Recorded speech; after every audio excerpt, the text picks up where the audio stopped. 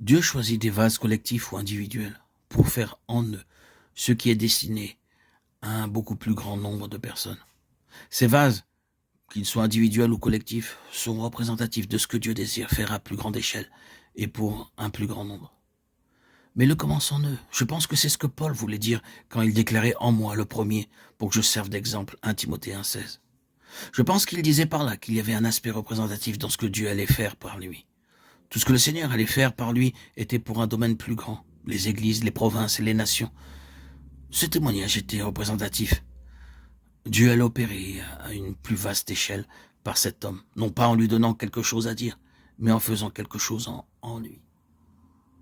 Ne nous méprenons pas, car Dieu fait une chose en premier lieu.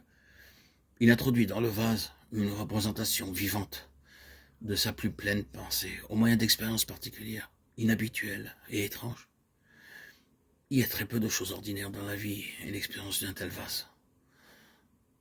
Tout est extraordinaire, inhabituel. Les vases représentatifs, qu'ils soient individuels ou collectifs, sont choisis afin qu'en eux soient établies les valeurs intrinsèques essentielles destinées à un domaine et à une sphère plus grande, pour quelque chose qui sera expansé, pour aller bien loin au-delà de lui-même, capable d'un grand élargissement et d'une vaste expansion.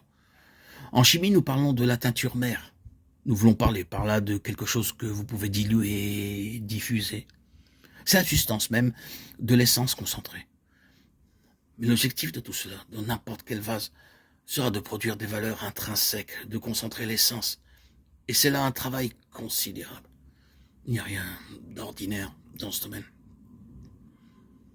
Certains parmi vous peuvent être capables de comprendre cela par expérience. Les agissements de Dieu envers vous ne sont d'aucune manière des transactions ordinaires. Parfois, vous ressentez que la concentration de votre expérience est bien trop forte. Vous vous demandez parfois comment vous allez pouvoir passer par toutes les voies et les manières de procéder du Seigneur.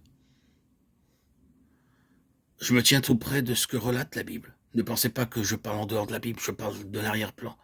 C'est ce que la parole de Dieu révèle. C'est l'expérience d'Abraham. Dans cet homme, nulle expérience ordinaire, mais une concentration de l'œuvre de Dieu. Pensez à la grande phalange qui a puisé ses valeurs dans tout cela. Abraham, plus d'une fois, est parvenu au point de rupture, là où il ne pouvait plus le supporter. Dieu devait alors intervenir pour le faire progresser. La valeur intrinsèque du céleste sera la chose la plus éprouvante à laquelle nous serons toujours confrontés.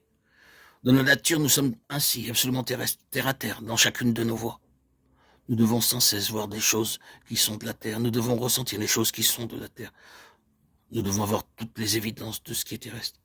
Mais Dieu nous sort de la terre, du terrestre d'une manière spirituelle, et nous suspend en moyenne attitude pour nous parler.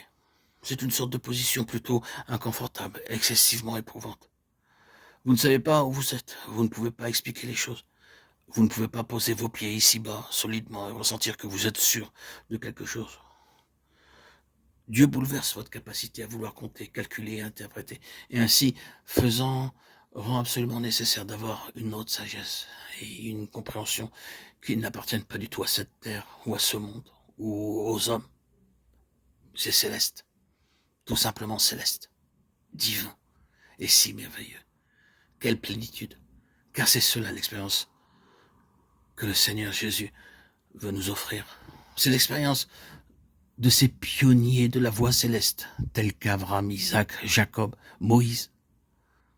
Entendez-les pleurant sur ce qui est en eux et encore terrestre, parfois même se plaignant devant le Seigneur. Écoutez Jérémie, il s'élève des profondeurs. Dieu recherchait ces valeurs intrinsèques et intenses.